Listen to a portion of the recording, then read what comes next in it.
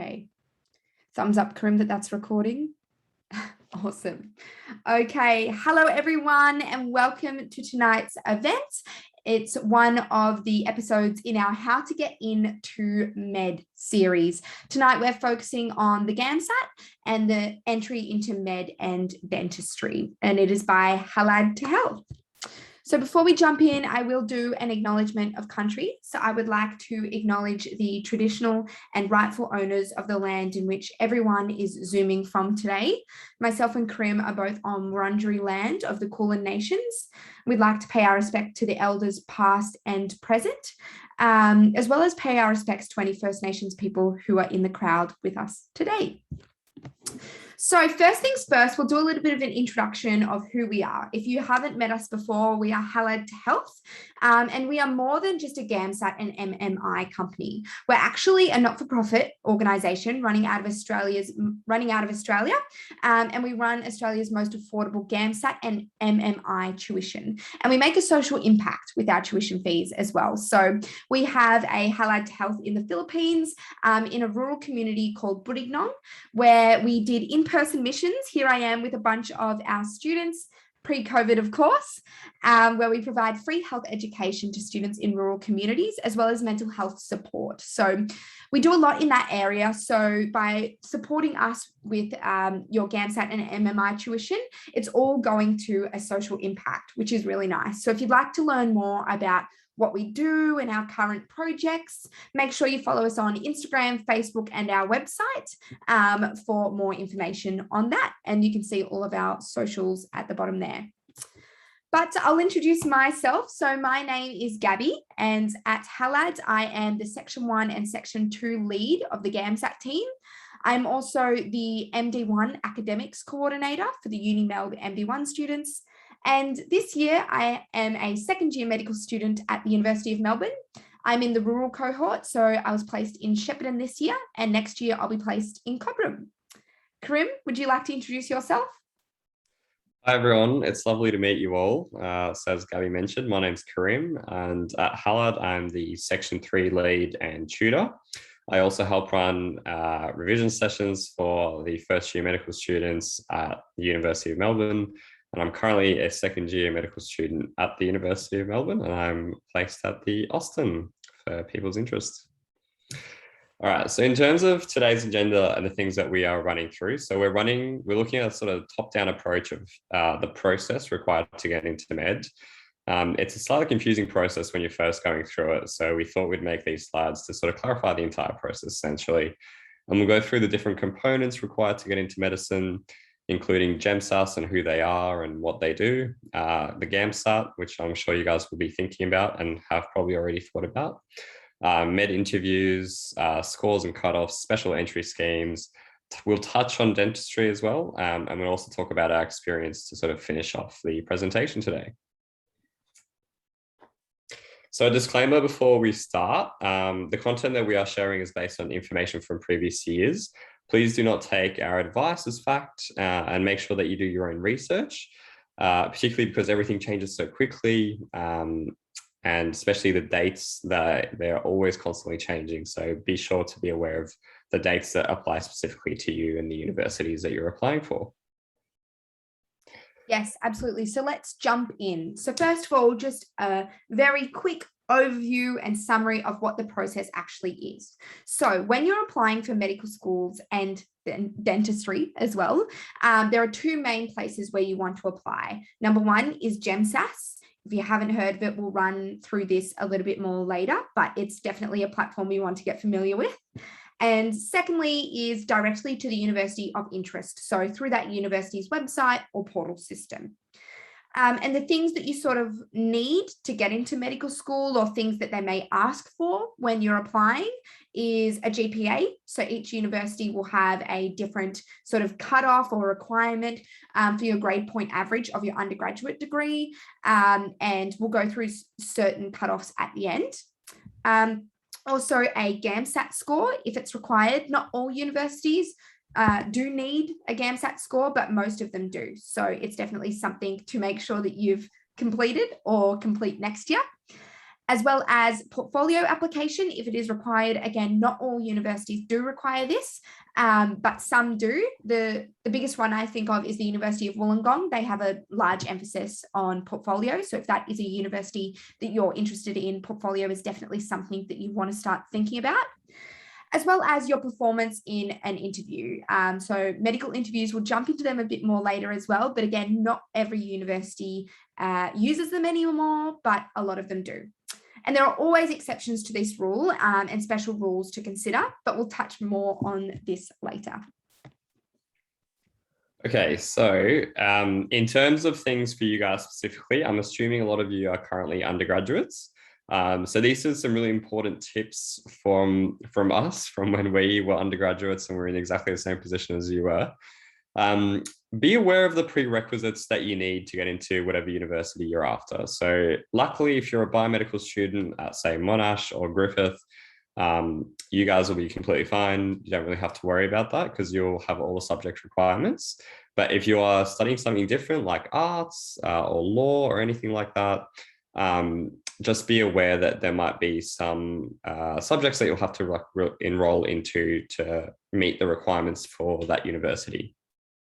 Just generally, the subjects that you do need to have some understanding in will be things like pharmacology, anatomy, and physiology. Those are sort of the major three areas that the universities are after. A really important point is about scores. So unfortunately, or fortunately, depending on how you think of it, scores are a very essential part in the way that people or GEMSAS or whoever you're considering the universities distinguish students. And one of the ways they do that is by looking at your GPA, so your grade point average, or your WAM, so your weighted average mark. Other way, it's really just looking at your scores. And sometimes in your undergraduate degree, if you have electives, it's worth considering doing subjects that are considered WAM boosters. So essentially subjects that are really easy to score a high grade in. So essentially to bump up your WAM. And this is the most important in second and third years, because as we'll talk about a little bit later, with the grade point average, the subjects you do in later years actually count a little bit more than subjects you do in early years. And finally, your study load. So if you're in your final year of undergraduate study, consider that, you know, in your preparation for interviews and GAMSAT, that's actually going to be quite a lot of work. So is it worth considering doing a summer subject or a winter subject to decrease your load in semester? Gabby and I will talk about that a little bit later from our own personal experience, but I think it's a really good idea to look at your study load and, you know, think about, is it too much? Is it too little? And what can I do to make things easier for myself, essentially? And just a little bit extra, we'll touch more on this later, but quick note on special entry schemes in case you decide to leave us earlier on in the talk. So full fee universities will require you to pay the maximum amount, essentially the full fee straight up as you are studying. So each semester you'll have to pay the full amount essentially for your tuition. That if you are able to afford that, and that's something you'd like to consider, that certainly opens up more spots for you. So it's something to think about. And, you know, some people also, you know, even if they can't afford it now, sometimes they take out loans because they know that in the future, when they complete their medical degree, they'll have, you know, a really good steady income. They'll be able to pay back those loans. So that's something to look into as well. And the universities can talk to you about those loans. Guaranteed pathways, so that's uni specific. Specifically, for example, Melbourne Uni have a direct entry pathway from undergrad. Rural pathways, we'll talk a bit more about this later, but essentially there's rural bonus points which are given out to students that come from a rural background, and very similar with Indigenous student pathways. Often there is a separate application process which is uni specific, so that's something you might want to consider if that applies to you. Okay, so now we've had a bit of an overview of the process. Let's break it down a little bit further. So GEMSAS, if you haven't heard of it before, I'm not going to, it says what it stands for there, but I can't quite read it. And I actually don't know off the top of my head what it stands for, but that's not important. You just need to know what it is. So they have an online portal. Karim will send a link in the chat, but I highly recommend you sort of favoriting this this site or put it as a bookmark on your Chrome as something that you can come back to, because there's different dates that change all the time. They'll have updates on that site all the time. So it's really good to just, check in on it every now and again to make sure that nothing's changed and you're staying up to date. And that's where the best information comes from as well, because it's sort of coming straight from the horse's mouth, as they say. And applications for GEMSAS actually open early May. So we are still a bit early. However, it's good that we're starting to get prepared already. And things that you may need when you sit down to start your GEMSAS application are a GAMSAT score or reference or ID number. So it's really important that you've sat the GAMSAT before you make your application. However, if you're applying for medical school entry in 2023, so you'll start your application next year in 2022, in early May, those applications will open. You can add your GAMSAT score after you get it, okay? In our year, we actually had to submit our GEMSAS application first and then had to add our GAMSAT score after that, because that's how the dates worked. So it normally does that, and that's fine. And if you have a previous GAMSAT score from like a year earlier, you can add that in and then add your latest one in later on if you need to as well. Because obviously GEMSAS and ASA communicate because they sort of work together to get students into medical school and dental school. So they do have a communication about that. But that's something that you'll need, a GAMSAT. You may also need to complete a portfolio on the GEMSAS portal. So as I was talking about, the University of Wollongong, all of their portfolio needs to be completed on this portal. So that's why it's really important to have it sort of bookmarked or favorited, so you can come back and forth to fill out that portfolio and you don't have to sit there one day and just write the whole thing. You can go on, read what the questions are, go away, think about it, come back, fill it out, that sort of thing, okay? And you'll also need to select the type of placement or spot that you'd like. So as Karim mentioned, things like full fee places, but there's also things, bonded medical places, which we'll talk about a bit more later, and CSP places, so Commonwealth supported places. On the actual GEMSAS portal, you'll need to sort of preference which place you'd prefer. So it's really important that you have a think about this before you submit your application, because I didn't really think about it, and then it came up as a question and I was like, I'm not really sure what these mean. So we'll run through them more later, but just be prepared that that's something that you'll need to be filling out when you have that application open. In terms of universities that you can apply through GEMSAS, so as we mentioned, not all universities you apply through GEMSAS. There's some that are sort of not private, but some that you have to go onto their website and apply separately. Okay, so these are the universities that you can put on your GEMSAS application. And the benefit of this is you pay one fee to apply to all of these universities. Whereas if you apply to, say, University of Sydney and Flinders Uni, which are not GEMSAS universities, you have to pay an extra fee to apply to that university. So that's something to think about, because it can add up. But with GEMSAS, you pay one fee to apply to all of these unis, but you only get 6 preferences. Okay, so you can't actually put every one of these universities on that preference list. In saying that, both Karim and I were talking before this session, and we encourage you to put down 6 preferences. A couple of our friends only put down, 1 or 2 universities that were sort of in their town or state that they were applying for, and unfortunately missed out on a spot where they maybe could have got a spot at another university if they wrote down more, but sort of just didn't really think about it and didn't really spend the time to sit down thinking about, will I actually move to Queensland? Can I move to Canberra? Can I move to WA? So now you've got this list of universities, look up where they are and start thinking about whether or not it's, applicable or appropriate for you to move there, and whether it's sort of, something that you may be able to do, so that you can start thinking about what your preference list might be. Because I don't know, for me, it took me a really long time to rank my preferences. I was quite open to moving, but I wasn't quite sure where to move and what would be best.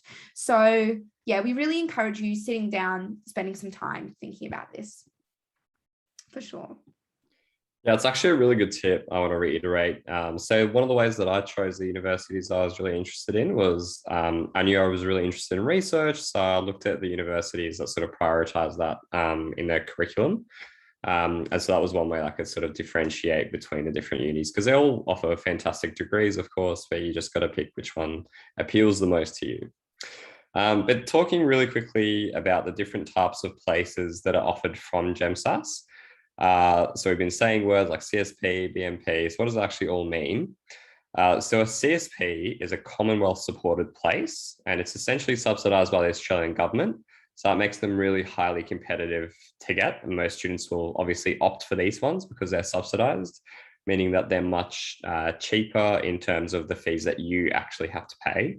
So you only end up having to pay roughly 11,000 per year, which you can usually pay through a HEX help loan as well.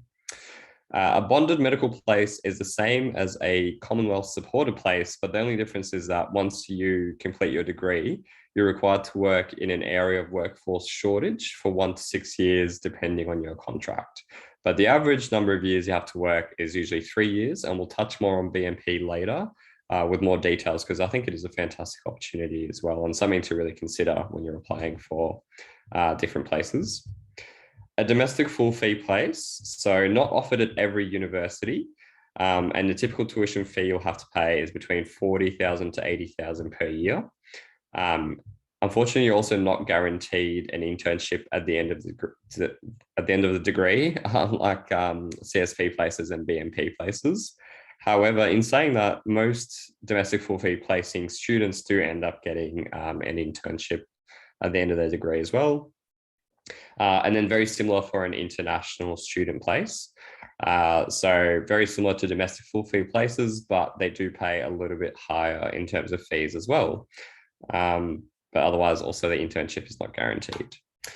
So a little shameless plug for our podcast. So we do have a podcast called The Making of an Incredible MD, which you can find on Apple Podcasts, Spotify, and YouTube, where we talk about a lot of this stuff and we go into a little bit more depth.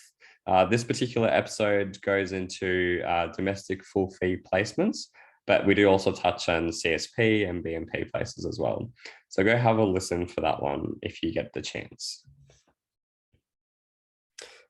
Okay, so what actually is BMP? So we know that you have to do a medical placement somewhere, but what does it actually look like? So essentially, what you have to do is something called the Return of Service Obligation, or a ROSO.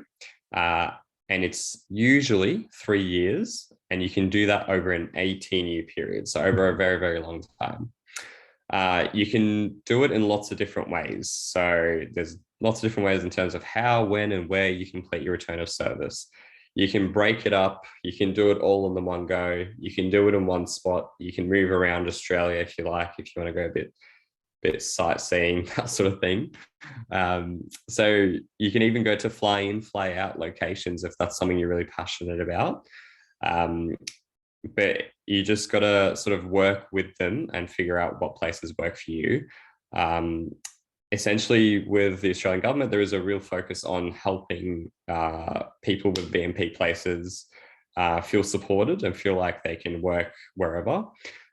Something else to consider as well is that you can also work in the city and then do outreach part-time to different rural communities as well. So there's really no restrictions on where you can work in that 18-year period. And essentially you are helping a community in need as well. So it's something that's a really wonderful opportunity to consider. Yeah, absolutely. And again, I'll just reiterate there that it is sort of overwhelming when you are picking what spot you want in med, whether it's a CSP or BMP, and what sort of preference that you want, because it's really hard to think into the future, like, oh, in 5 or 6 years time, will I be willing to go work in the country? I'm not really sure.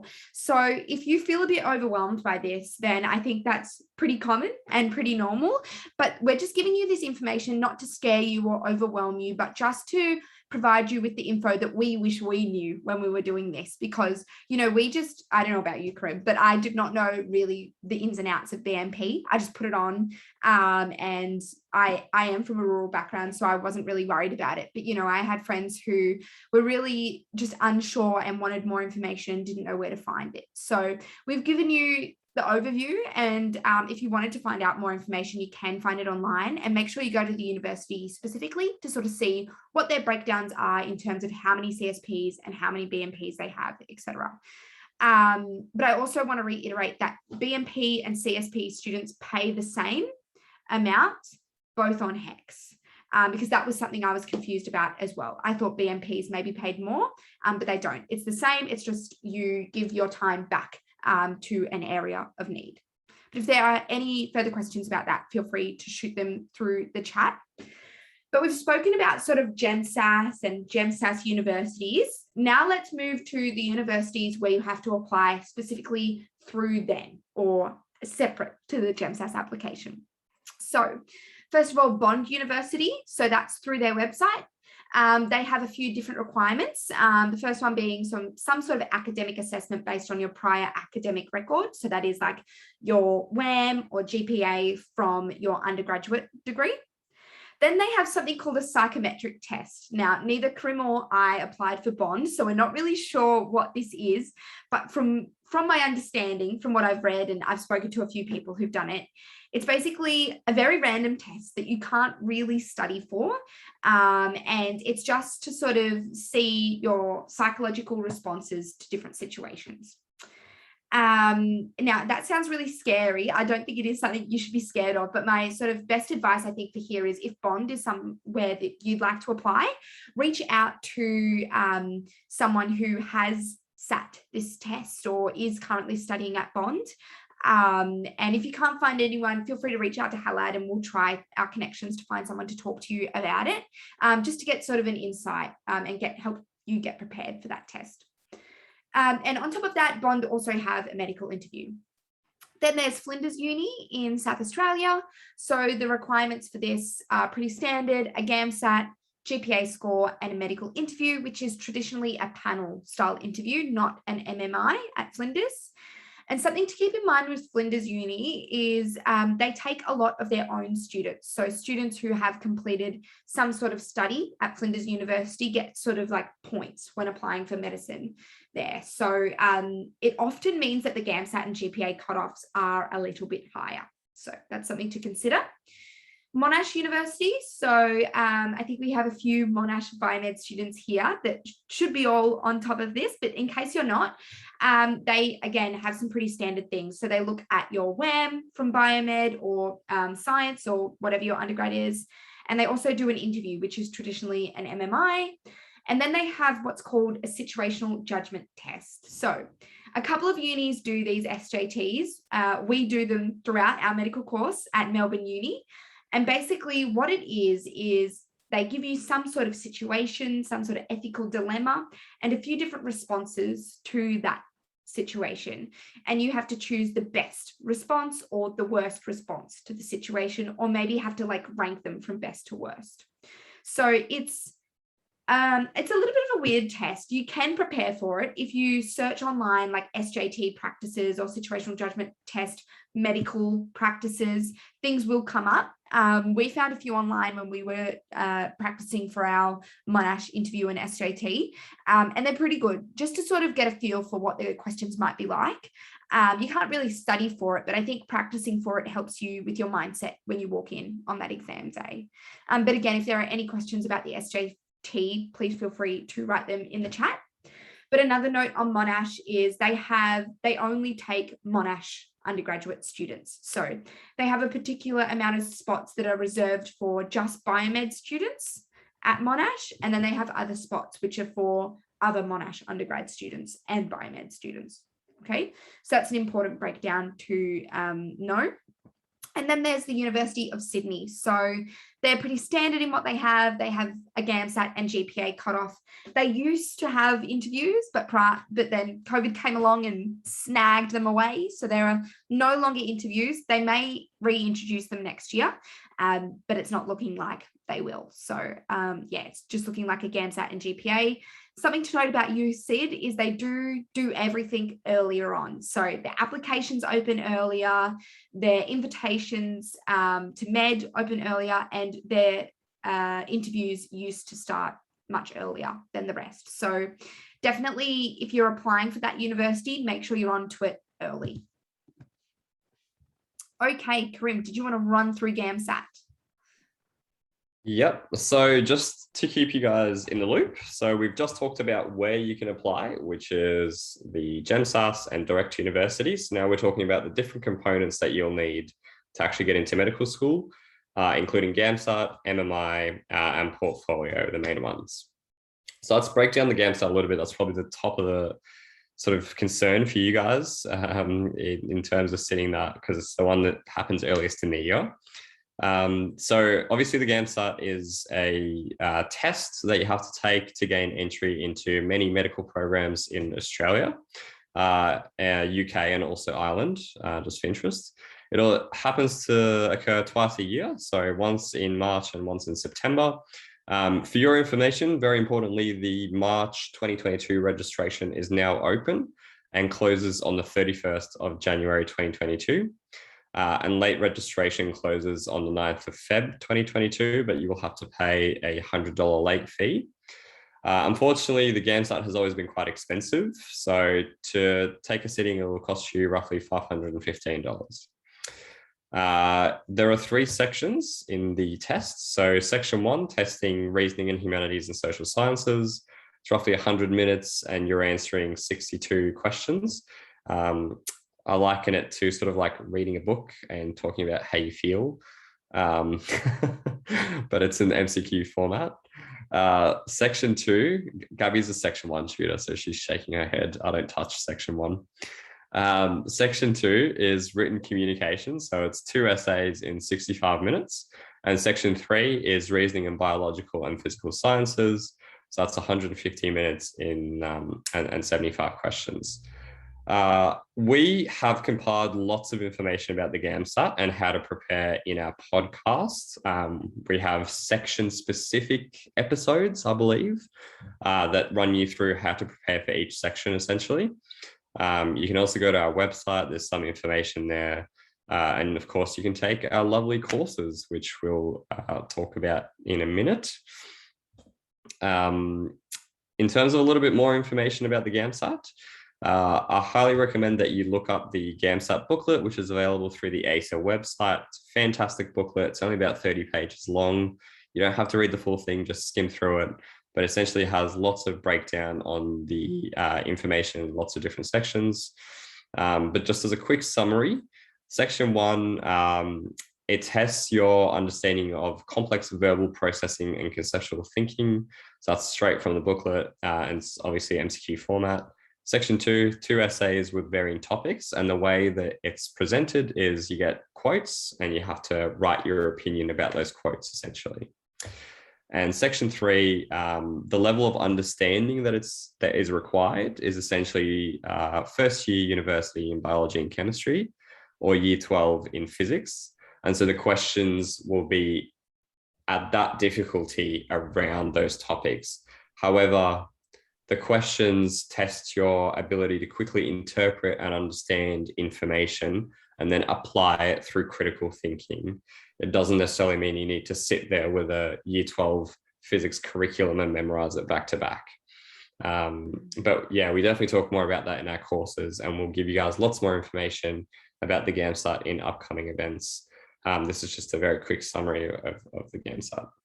Yeah, absolutely. And I think that's a really good point, Karim, that you highlighted there, that we don't want you to just see this and be like, right, I need to go study year 12 physics because I didn't do that subject in year 12. Our courses are very much focused on giving you the skills you need to tackle any question rather than giving you theory to memorize, because that's really hard to do, because anything can come up in section 1 and section 3. Anything can come up. There's no point in memorizing poems or anything like that because you don't know what's going to come up. So that's what we're focused on. And I will just like touch a little bit more on section 1, because I feel like if you don't know what section 1 is, and you heard Karim say it's like a book, you might be a little bit scared. So essentially the way section 1 is set out is there's different pieces of writing. They might be a poem or a piece of poetry. It might be a fiction text or a non-fiction text. It might be a set of quotes from people. It might be a visual text as well. So maybe, you know, a piece of artwork or a drawing or a caricature. And then you have MCQs asking you to interpret those. And there's a few things that they always ask, things like, what's the overall message? What does the author mean by this? Things like that. Okay. So it's really testing your ability to be able to think about something as a whole, as well as being able to process written and visual sort of language and come up with an answer to a question based on that. Okay. If you want more information about that and you want to see some practice questions, we do have an ebook which you can access through our website, which is free, and it has practice questions on it. We will be updating that very soon though, and producing a new ebook. So that's why we haven't put in the link in the slides today. But if that's something that you want, you can definitely do that, as well as look at our YouTube of our recording of past events as well, where we've run through some questions. And as Karim mentioned, we are going to have some upcoming events very soon. About the GAMSAT and actual study tips and going through practice questions together. So keep an eye out on that. Now, we had a question earlier about sort of what study should I be doing now? So we thought we'd come up with this little summer study timetable for you all. Let's just preface that everyone's study timetable, especially over summer, is going to look very different. So we are not putting this and saying that it must look like this. If it doesn't look like this, then you're not going to succeed. That's not at all what we're saying. We're just giving you some sort of idea of what we did when we were in second year biomed and we were studying for the GAMSAT in our final year.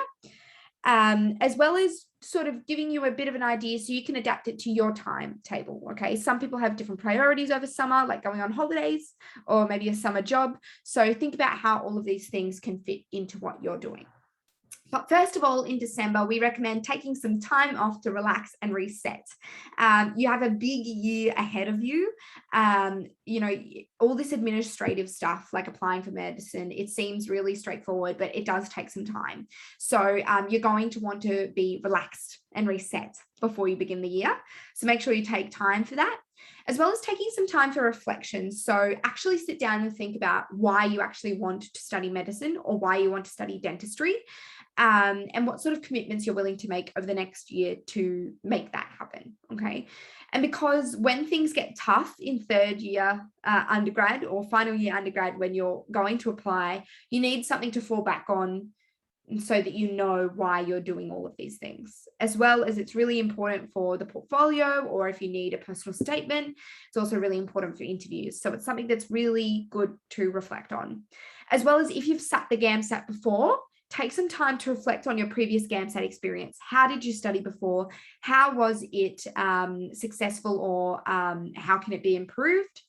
And start thinking about how you'll study for the upcoming GAMSAT. So if you don't have a really strong science background, consider how you might start revising.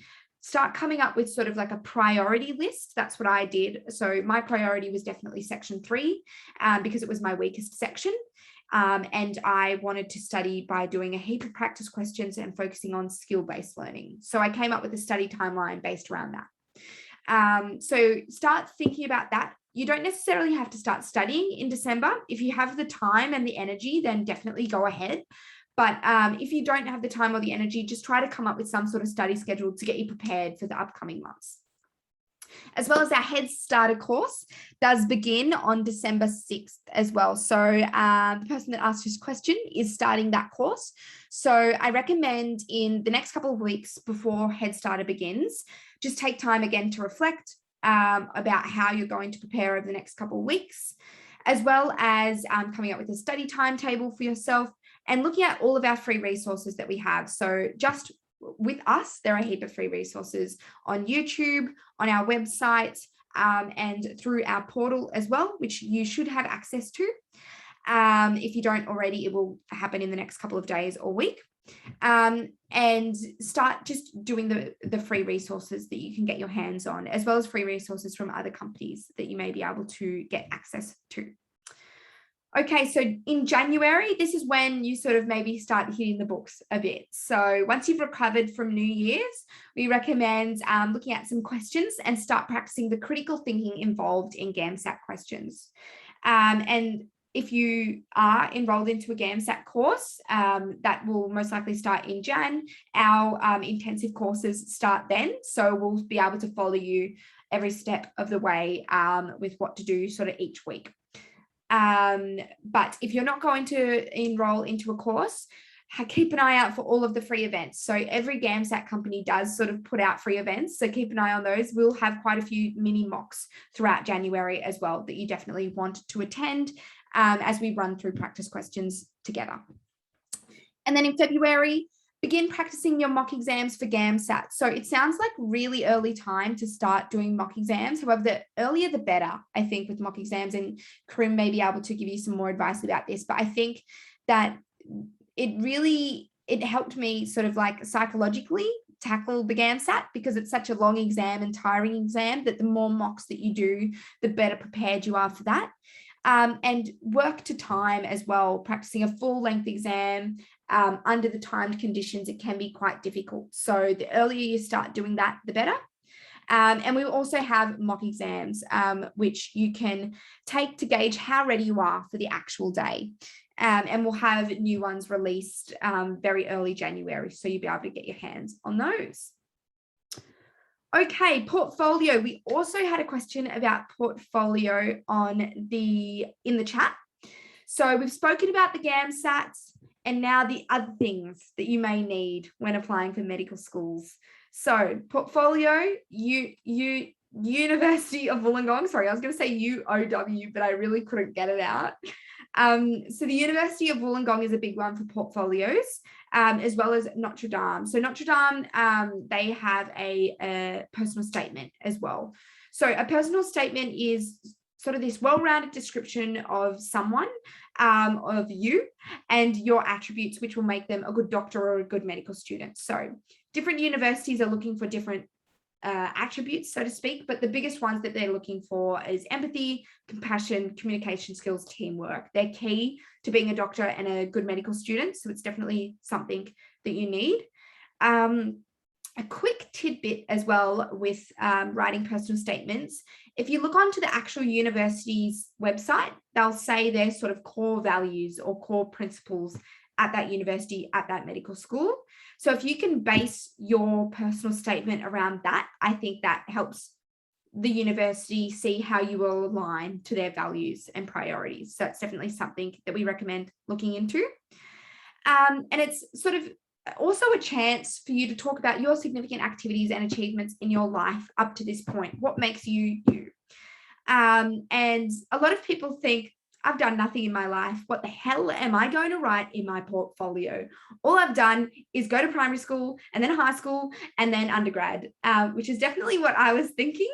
Professional student is not something you can write on your portfolio, I don't think. But trust me, once you take the time to reflect on your life, you have done significant things and you have done things worth writing about in your portfolio and your personal statement. Okay, so things like a casual job. It doesn't have to be med related. You know, I included my job working at a restaurant, working in retail. Those things are important and they are worth writing about because you've worked in team environments. You've had to communicate with customers or clients, and you've had to learn about the products that you're selling or the menu that you're serving. So these things are really important and still worth talking about. So don't just brush them off and think that they're not worth writing about, because they are, and universities do care about them. Things like volunteering opportunities that you've done, whether you're a part of any clubs and societies at university, those things are really important.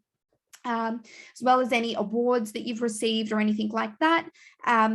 Make sure you really take the time to reflect on the things you have, the things that you'd include in your CV. Try to include them in the portfolio. When I got stuck, I would just like send my list of things that I was including to my parents and say, am I missing anything? And without a doubt, they'd say, yeah, what about this thing that you did? Send it to people that you know and that are a big part of your life, and they'll be able to sort of I think be able to point you into the right direction if you're missing something or if you need more help with that. As well as when you're writing about these experiences, it's really important to write about them effectively. So there's often a word count, which is quite short, and I really struggled with it. If you can't tell, I love a yarn. So when I was writing about my experiences, it was really hard to get below the word count. So think about the most effective way to explain these experiences, explaining them so that the person who's reading them can actually understand what the experience is, explaining them in a way that you are showing how you've learnt or what skills you've developed from this project or how you've reflected on this project, and then how you're going to input that learning or skills into your medical career. So things like that, I think, are the three main things to include in your portfolio when describing your experiences. But the thing is, you're going to write these things down a million times. You're going to edit it a million times. Just be prepared for that. It's very time consuming. I recommend having a Word document open and just working on that as a rough copy first, so you don't have to keep going in and out of the GEMSAT application. Any other questions about portfolio before we move on?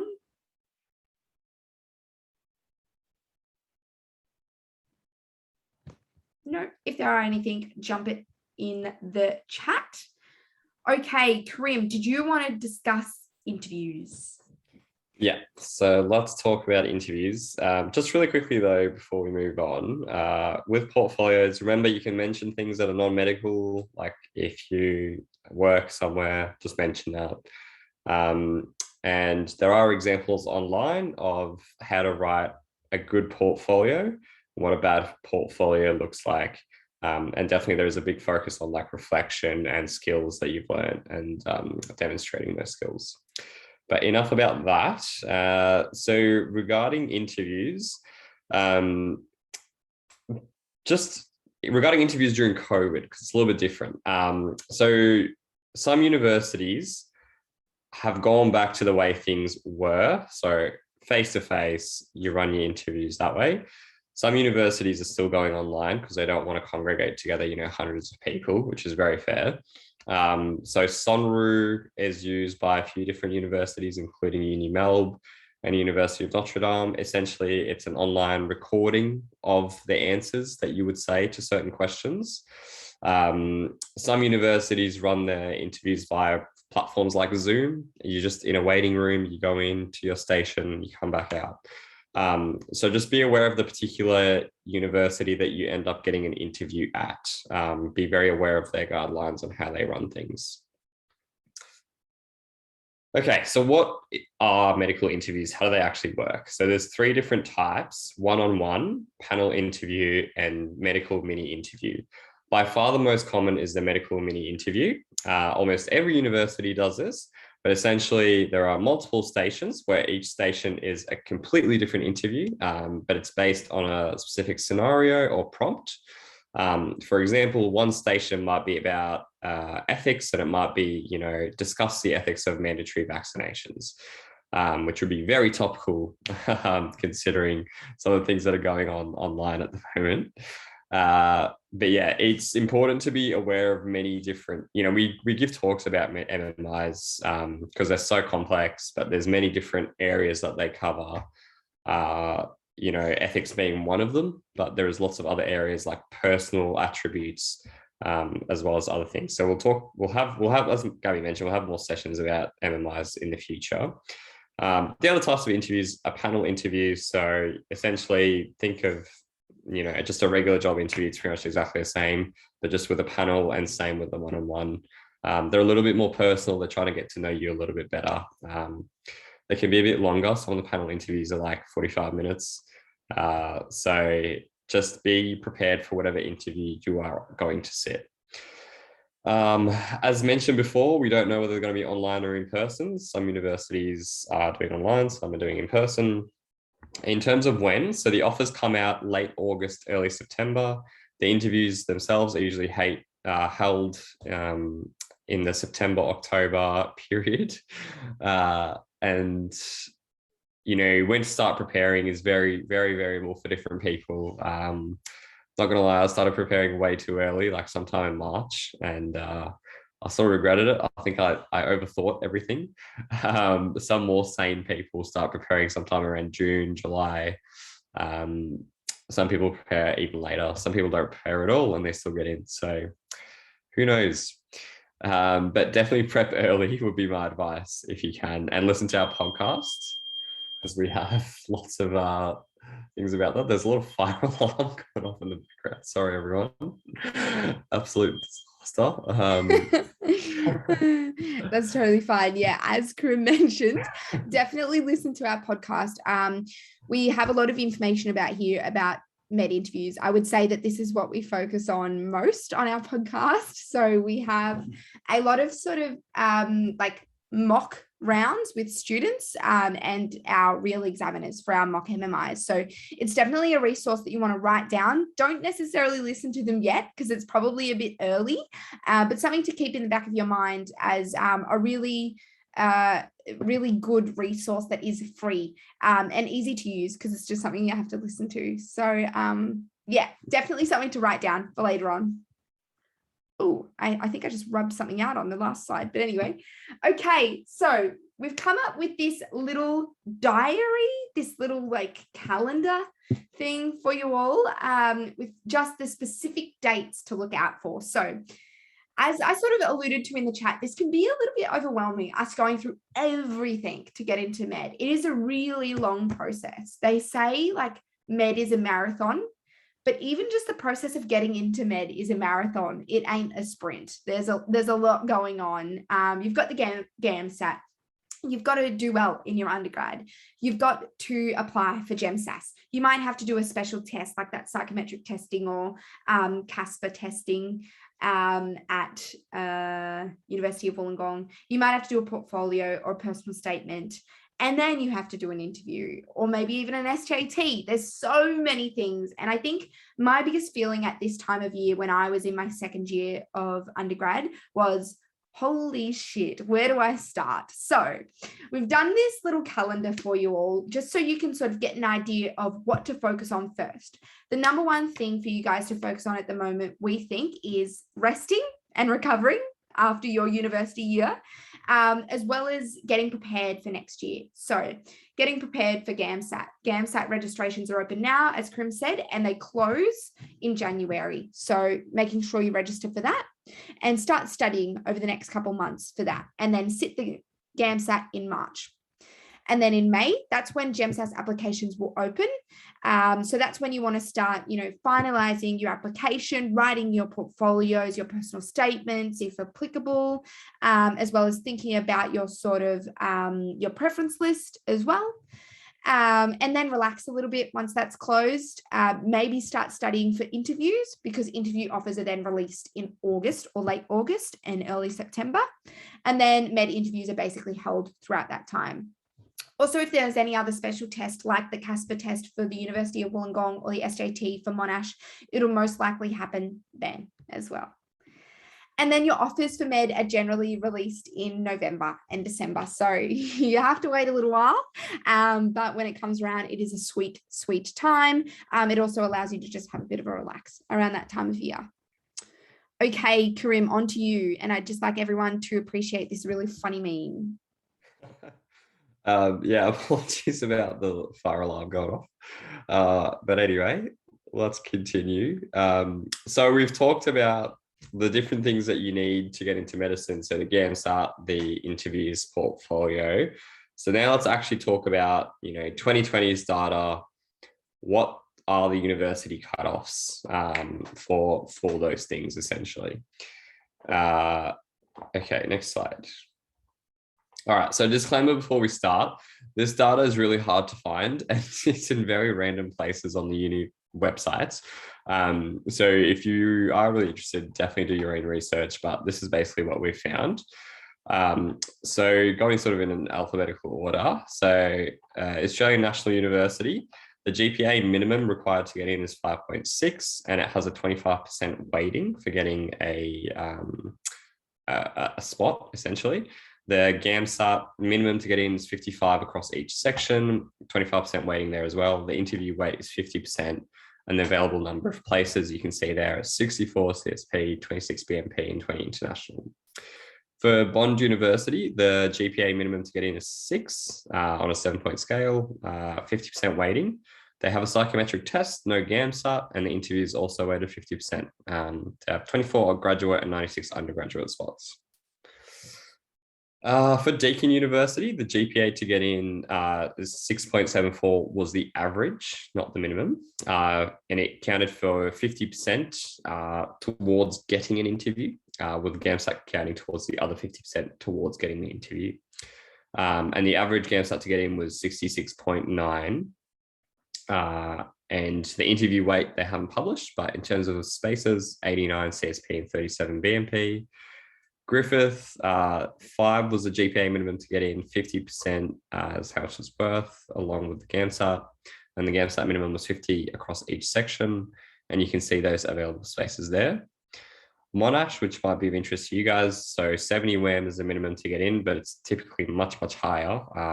That actually is required as the cutoff. So for this year, just out of interest for you guys, it was 82 roughly, which is obviously quite a high WAM. And then the interview is actually 100% weighted potentially, is what we think, towards getting an actual spot. So the GPA is just a cutoff. It's like a hurdle. And then the interviews, there's the sort of decider. So 73 places, 70% of which are to biomed students. And the split is 53 CSP and 20 BMP. So for University of Melbourne, the GPA minimum, they don't publish, but is probably around 5, and it's weighted 25%. The GAMSAT minimum, they don't publish, but it's also roughly 25%. Interview weighting is 50%, and they offer a lot of spots. So those numbers are not quite correct, sorry. We forgot to update them. I think they're a little bit higher. There's something like 300 in our cohort, so they're definitely higher. The University of Notre Dame, the GPA to get in was 6.63 as the average, and the GAMSAT was 65 as the average. The interview weight they haven't released, and those were the available places there. For the University of WA, it was 6.87 as the average GPA. It was, everything's weighted equally, so 33% across GPA, GAMSAT, and interview. The GAMSAT required to get in was pretty high, so 72.3. And those are the available spots there. And then the University of Wollongong, the GPA is 5.5, which was a hurdle. The GAMSAT is worth 50% and portfolio worth 50% to get an interview. And then the interview weight, they haven't published, but you also need to sit a CASPA test. So that's like a sort of like a quick test that you just need to sit, similar to an SJT, essentially. Available places they haven't really released. It's very murky. University of Wollongong is very mysterious. Yes, and maybe we'll just touch on the Casper test a little bit, because it seems very mysterious as well, and it's like named after Casper the ghost, so people might be a little bit scared by it. But yeah, it's sort of like a situational judgment test, I guess. But Karim and I both sat it, and it was they sort of played videos of different scenarios. So maybe conversation between two people, or you're walking down the street and you see this interaction. What do you do next? Or how do you react to this? How do you think this person's feeling in this situation? That sort of thing. And they actually give you a practice run of it before you do it. So it's definitely not something to be scared of if the University of Wollongong is a place where you'd like to apply. But let's have a bit of a chat about other streams of getting into medicine. We just want to emphasize that there's a lot of ways of getting into medicine. Both Karim and I sort of did a very standard pathway of biomed into med, but we just want to really emphasize that there is such a diverse range of people in medicine, which makes it all the more beautiful. And if you've done a different pathway, or if you've done something different to get into medicine, it doesn't make you less or more worthy. It's just what makes up the diversity of this cohort. Okay, so we'll have a bit of a chat about this, but wherever you are in the world, whatever you're doing, essentially you can get into med. There's always a back, front, side door, roof, go through the chimney if you'd like. There's lots of different ways of getting in. But I'll have a bit of a chat about the rural student entry pathway, because as I mentioned earlier, I'm actually from a rural background, and I'm in the extended rural cohort at the University of Melbourne. So in terms of actual spots at universities, I like to say that you can get rural bonus points for getting into medicine, but I don't really think it's actual bonus points that they attribute to our name. But it's just like a really easy way for me to think about it and discuss it. But essentially, universities have a certain number of rural spots that they have to fill in their school, because universities actually get paid a little bit extra from the government for students that are actually classified as rural. It's because it's sort of a way to sort of fill the workforce shortages in rural areas. So if they give the universities an incentive to get students from a rural background, then maybe we'll have more rural medical students that will maybe go back to the country and fill those workforce shortages, essentially. And the way that you're sort of classified as a rural student is this system called the RA system. You can search it online. It's really easy to find. Just look up RA System Australia or RA Classification Australia, and you'll be able to put in your postcode and figure out what score you are. So it's scored between 2 and 5. 1 is like metro, 2 is very regional, and 5 is very remote. And different universities have different cutoffs. Some require you to have RA3 and above. Some will say RA4 and above, etc. So you have to have at least 5 years consecutive living in this one place, or 10 years cumulatively from birth. And the way you prove that you've lived in these areas is essentially you just need to prove that you lived at a certain address, whether it's like bank statements, electricity bills. Obviously, it's hard because when I was living in those areas, I was, in high school, and I didn't really have any bills to pay because I was a kid. So sometimes it can be a little bit hard to find these things, but you can also get, letters from your primary school or your high school if you require as well. Or it can have your parents' name in it as well. And then you just sign a statutory declaration form that says you are telling the truth in these documents.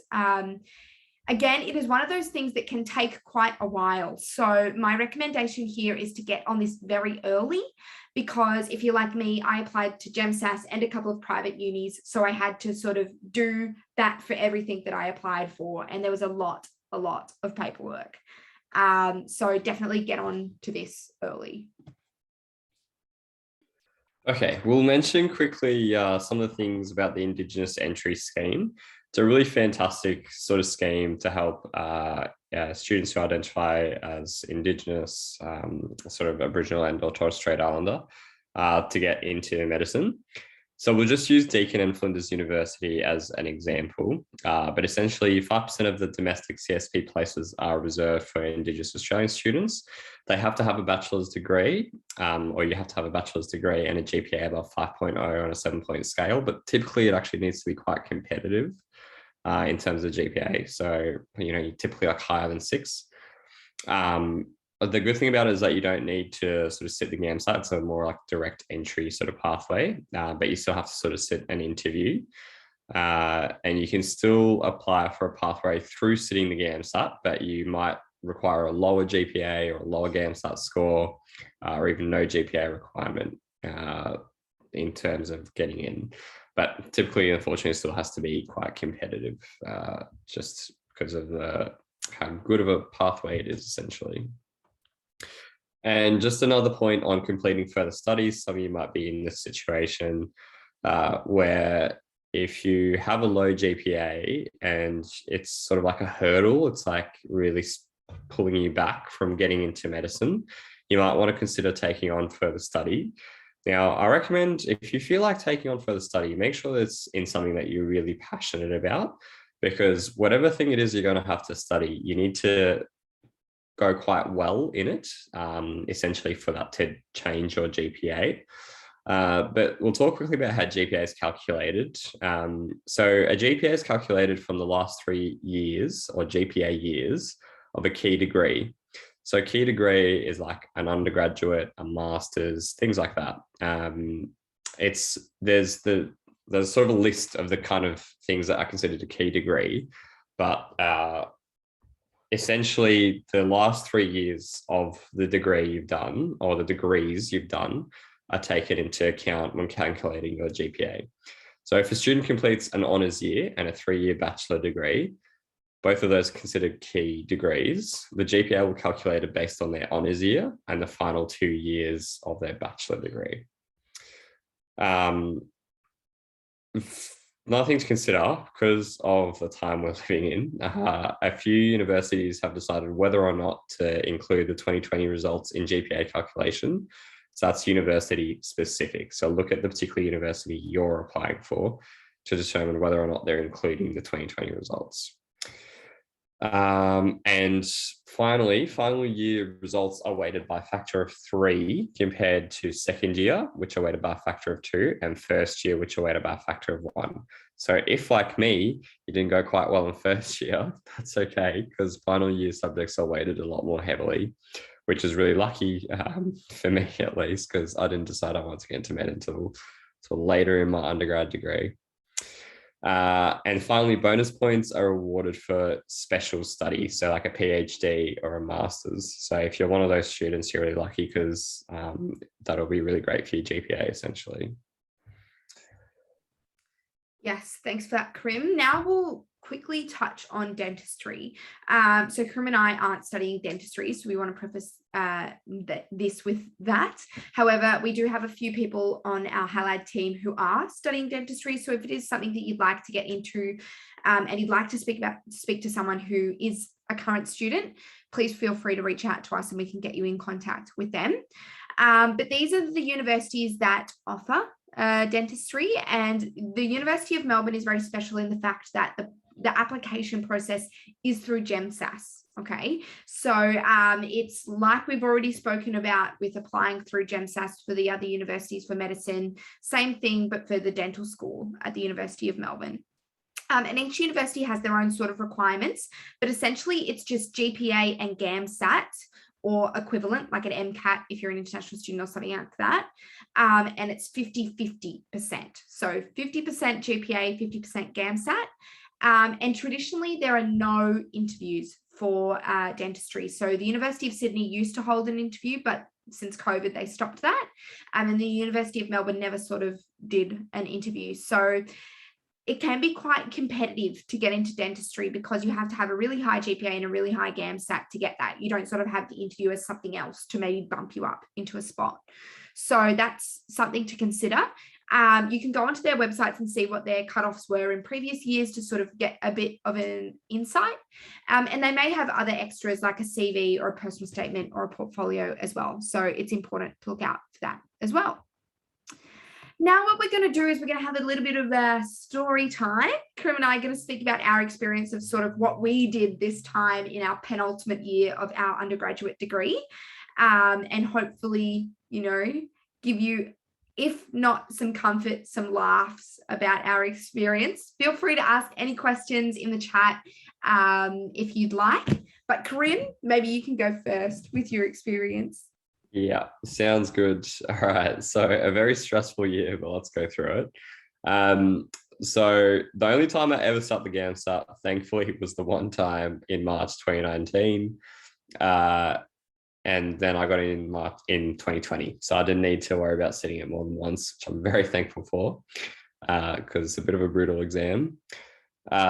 In my summer holidays, so this is oh my gosh, 2018, 2019, I was doing casual work in my retail job.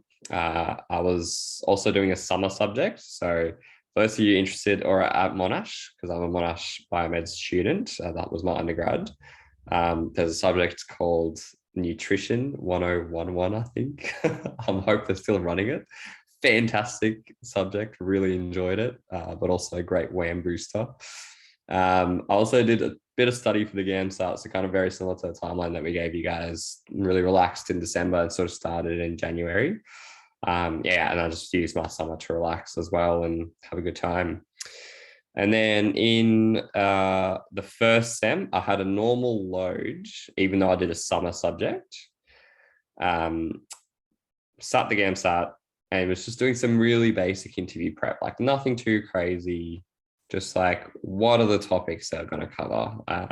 You know, let's read about them a little bit more. I'm really glad I did that because I actually had very little understanding of many of the topics that came up. So I was glad I started prepping early, but it was maybe a little bit too early.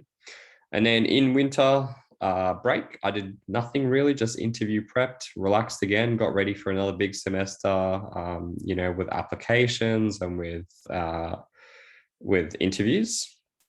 So essentially, Sem 2, I underloaded. So that was why it was good doing a summer subject, because I got to underload. I was very relaxed, had 2 subjects. A lot of my friends were really stressed because they had really, really hard subjects in that final semester. But yeah, I was really glad that I underloaded. I was also doing interview prep at the same time, doing my med applications, actually sat my interviews during that time as well. And then summer, just relaxed, celebrated before starting med. Yeah, it was a great year, mind you. Like, I'm making it sound really hard, but it was a really great year. Lots of fun, lots of hard work. But yeah, it was really good. Pass on to you, Gab. Yeah, there is a question in the chat and it says, do you recommend doing first year summer units since they boost your WAM? So since they do not boost your WAM as much as compared to second and third year units. Great question. I don't know. Like, I just really enjoyed that particular subject. So I don't like, it didn't really bother me. I was sitting at a pretty decent WAM anyway, so I didn't need to like boost it too much.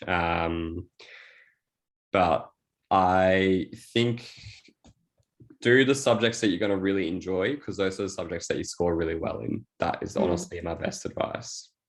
Yeah, absolutely. And as well, it's like sometimes they don't have a lot of subjects running over summer. So it's sort of, I also did that nutrition 101 subject, and it was because it was sort of the only subject that seemed remotely interesting for me. And I also thought I could maybe get a good mark in it.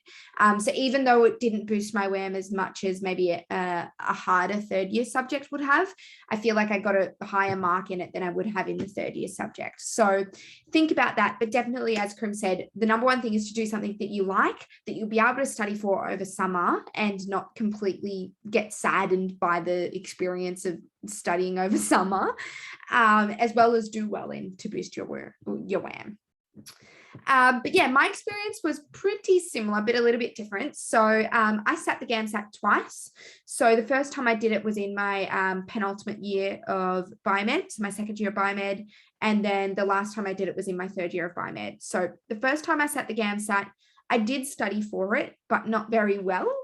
And a result of that is I didn't do very well. So I did sit it again in my final year, which is, I thought was going to happen, hence why I sat it early. And then, yeah, so basically my lead up to studying for that was I studied over the summer holidays. I relaxed a bit in December and worked at my casual job quite a bit. And then January onwards was pretty much GAMSAT zone. And I really had to work quite hard for the GAMSAT, I would say. I ended up doing well enough to get into medicine, but it wasn't something that came naturally to me. So I did have to study. So if you're feeling like it's a bit overwhelming and you've done it a couple of times before and you haven't done well, then I can completely empathize with that. And I definitely recommend joining a study group or one of our courses to help, support you along that way.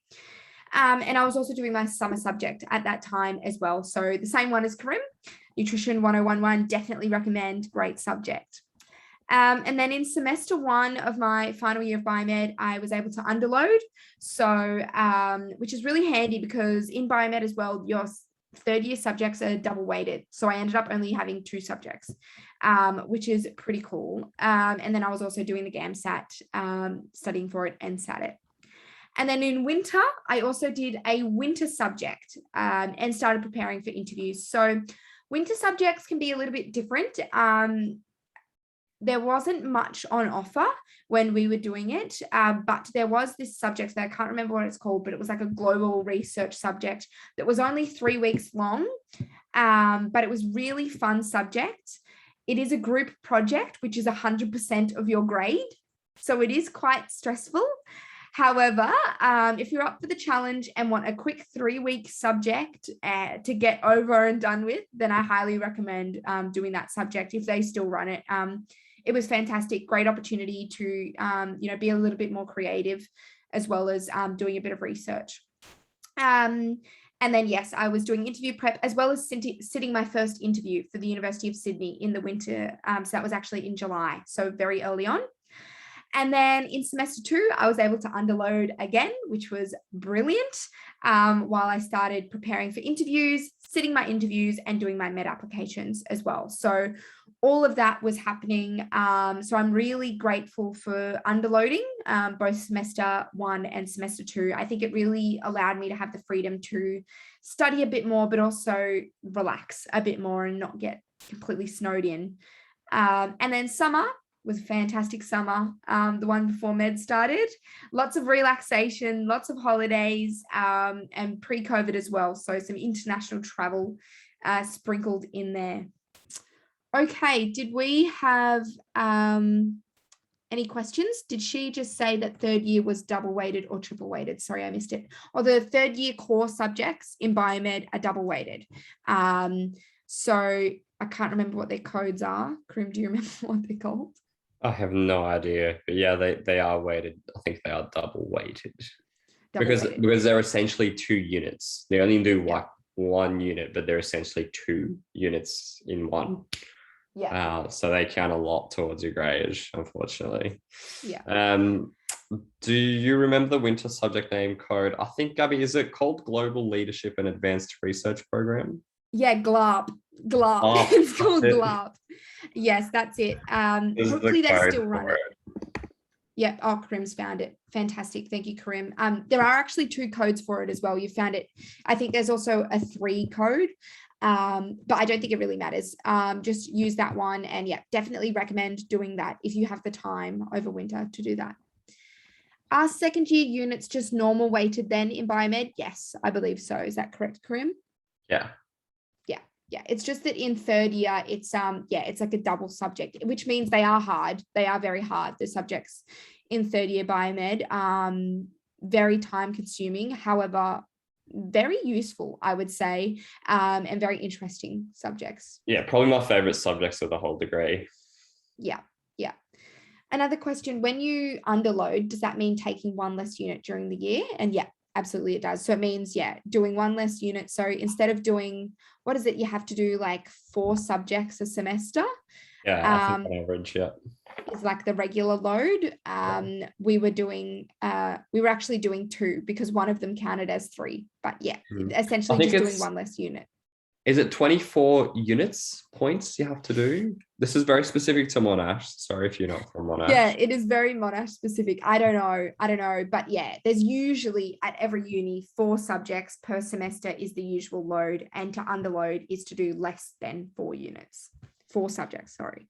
If you're a second year next year, do you recommend sitting the GAMSAT for the first time in March or September? I always recommend sitting the GAMSAT in March, because whenever you sit it in September, it's right before exams and in the middle of when a lot of assignments are due. So it tends to be a lot more stressful. Whereas in the March one is like right at the start of uni, it's like second or third week of uni, like nothing's really due yet. You know, you're just getting to know everyone. You're still doing icebreakers. So it's very relaxed typically, but that would be my recommendation. Yeah, absolutely. And both the March and September sitting will count towards your med application, because you have to sit the GAMSAT within 2 years. Your score is only like valid for 2 years when you're applying for med. So both the March and September one will count. It's just which time of year is best for you. But yeah, I agree with Karim. March seems to be the more suitable time to sit it. Any other questions? Well, we'll jump on for now. Oh, we had a slide for your questions. We didn't even ask, they just came through. So thank you, everyone, for that. But what we want to do now, before we get to the end where we're going to give you a couple of extra resources, we just want you all to spend 1 minute reflecting. This is something that we do in all of our GAMSAT classes because we think it's a really useful part of studying and learning in general. So we want to just give you all 1 minute to let all the information sink in, but also to think about what is one thing that you know now that you didn't know before this session, or what is one thing that you will aim to do over summer to get you prepared for next year. Maybe Karim can play some of that lo-fi beats again the next 1 minute. Sure can. Sorry, I should have prepared you. There we go. Beautiful. 1 minute just to think about this, and then we'll talk about some extra resources for you all.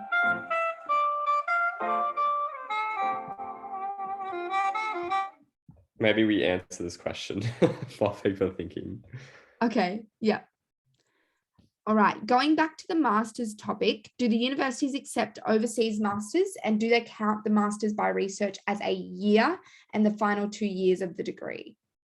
That's a really complex question. I I think you're going to have to ask the university themselves. I'm sorry. Otherwise, you might be able to find, I think I mentioned to another student that if you look at the GEMSAS GPA calculation PDF, they actually go into lots of heavy detail about how exactly GPAs are calculated.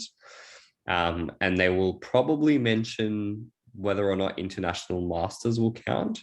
But I think it's worth actually reaching out to the university because, yeah, sorry, that is a bit of a complex question. I'm not actually sure. We have another question. For the BMP places, do you have to apply for it or be given a BMP offer if you miss out on a CSP one? It's a really good question.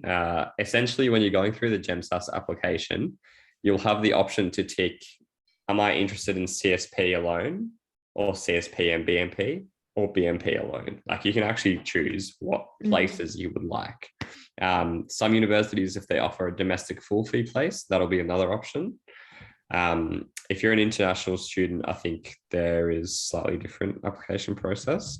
But yeah, it's all sort of actually on the GEMSAS application portal as you're selecting it. If you miss out on CSP places because they're the most competitive ones, you might still get a BMP offer. That's typically what happens. That actually happened to me with Monash. So I missed out on a CSP offer, but I got a BMP like sort of later offer. Yeah, but obviously it depends on your preferences. If you put BMP first, but miss out on a BMP because there are less places, then you may get a CSP instead. So yeah, it depends on your preferences that you put in on your GEMSAS or through the uni specifically when you're applying for it separately. But yeah, they generally come out at the same time though, and it'll just say on your acceptance letter what type of place you have. Sometimes you can later on get sort of a different place, like you might get a BMP place first and then you might get a CSP later on if a CSP student has like dropped out or deferred their offer or not accepted their offer. However, this is pretty rare, I think, talking to people, and it isn't something I would rely on. Only preference the places that you are actually willing to do and willing to have. Because yeah, you don't want to turn something down if you don't actually want it. Yeah. And another question, probably more for Karim than me. Do you have any tips or things that you did to maintain a high GPA that worked well for you? I know that's a super broad question, but maybe like one or two holy grail type of study techniques that really helped you. Yeah. So the first one, as we mentioned before, pick subjects that you like. You will not do well in a subject that you hate because you just won't want to study for it. So definitely pick electives and subjects that you find really interesting because you'll be really keen to study for them and you'll find time to make them work. The other study, it's not really a study tip, but the other thing that one of my friends and I sort of realized, luckily fairly early on, is that you actually lose the majority of your percentage points from a subject in small assignments, in small little tests that actually lead up to your final exam. So lots of students do really well in the final exam, but because they have time to like prepare and study and do really well. But what distinguishes the really good students, the ones with super high GPAs, is that they don't drop marks on like the assignments and the tests that lead up to that final exam. It's like mid-semester tests, for example, and they're only worth like 5-10%, depending on the subject. But you know, it stacks up because the more percentage points you miss out, the more likely you are to drop below that threshold that will then mean you don't get 7 for that subject, you only get 6. So your GPA drops down a bit more. Because remember, you only have to get above 80 to get, you know, is it 80? I think it was 80. Yeah. I don't really remember now. I think it was 80 to get like a 7 for that subject on a 7-point scale. Yeah, that's for Monash specifically. For some unis, it's 85 and above. I know Uni Melb was 85 and above. But yeah, I think that's a really good tip that I didn't really think about, Karim. I wish I knew that during semester as well. But also I think, you know, study groups are very important, as well as a lot of undergrad, especially biomed, is memorization, and it's a bit of a game. So just play the game. You know, throughout the year, really focus on learning objectives in units and watch the lectures, think about what questions may come up for each lecture, that sort of thing. Engage with your tutors as well. And if you can underload, highly recommend underloading. Just gives you time to focus on one subject at a time. Another question is a hospital-based research internship good experience to write in your portfolio? Hell yeah, sounds pretty impressive to me. But again, just about how you explain it in your portfolio is really important. So make sure you explain the experience so that the person reading it actually understands, what you did in that internship, what it sort of, consisted of, as well as what skills you learned from that experience and how you've learned and reflected on that experience and how you're going to take that into your career in medicine. Okay, so that's probably enough reflection time. Feel free to keep sending through. Oh, wait. Having left university 7 years ago and haven't studied in a while, will the Head Starter be enough prep? Yes, so our Head Starter course, which is starting in December, is it's for that. It's to really sort of ease you in to the studying process, because our intensives are, as they sound, pretty intense. So the Head Start is just to warm you up into that, to get you prepared, to do some sort of pre-reading, to get you ready for the level that we want you to be at for intensives, I would say. So I think it'll be enough prep. What do you think, Karim? Yeah, definitely. I mean, I think that's the whole point of the Head Starter, is that it's a lot of it are students who have left university and are coming back and looking to catch up in terms of GAMSAT, in terms of like content that they haven't come across before for a while. Yeah, so definitely, I think it'll be really good to help you get started. Yeah, and there generally seems to be smaller classes in our Head Starters as well, which means you'll have more one-on-one time with your tutor. So make sure you take advantage of that as well. Yeah, sorry. Yes, I do think doing a Head Starter first, the Head Starter course first, and then do the intensive. We don't think Head Starter alone would be it may be sufficient if you continue on that journey after the Head Starter. However, it really is designed to prep you for the intensive course rather than as a standalone course. Would you agree, Karim? Yeah, definitely. Okay, so now let's jump into some next steps. We've bombarded you with information. Now we're going to bombard you with resources. So get your pen and paper out. First things first, Karim will send links into the chat for all this, but the first thing you should do today is register for our upcoming mini mock event. This is a perfect thing to do if you're going to start studying in December. It's happening on the 2nd of December in the evening, and it's essentially like a mini mock GAMSAT exam. So there's some practice section 1 questions, practice section 2, and some practice section 3. And there'll be tutors there talking you through the answers, giving you some feedback for your section 2 responses, having like an ideal response, and really, talking you through the content as if it was an actual class in one of our intensives. Okay, so highly recommend coming to this event, and best thing is it's free, so you don't want to miss it. Second of all, like our Facebook page to get notified for all of our free resources. Also follow our Instagram for more info about that, and check out our YouTube for all of our recordings of our previous events that were live and free. You'll be able to, look at the practice questions from then as well. There's sort of a huge bank for you for resources to access. Third thing is enroll into our Head Starter course. So as we were just talking about, it starts December 6th. Runs for 3 weeks with a week break over Christmas and New Year's. And we have classes for section 1, classes for section 2, and classes for section 3. So you can choose to do all 3, maybe just 1, maybe 2. It's totally up to you. And it's really designed to head start your GAMSAT prep. So give you a bit of a head start for intensives. It's really nice warm up over summer, but it's still really useful.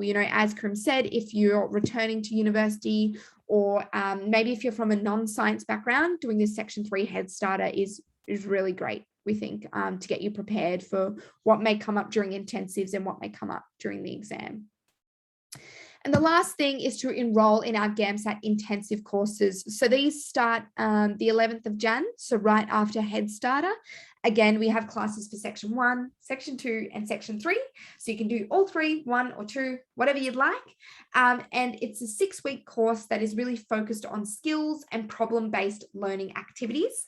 A lot of practice questions, a lot of talking through different skills you need to tackle these practice questions rather than learning theory. Okay. Definitely something we recommend. We swear by. We have a lot of past students who have now returned as tutors because they've been successful in their medicine or dentistry applications and did well in the GAMSAT thanks to our course. So we definitely recommend signing up, and we'd love to see you all in our classes. And that's all. Any final questions? We've got a comment about the mock registration. I'm sorry, I'm not sure what's going on there, but we'll have a chat to the people in charge of the humanities there, and we'll try and sort that out. So apologies for that. Yeah. And an event will be uploaded on Instagram anyway in the next couple of days, and our Facebook page. So as long as you like our Facebook page and Instagram, that will be up. So sorry about that, but those links will be fixed very soon. No worries, everyone. Thank you very much for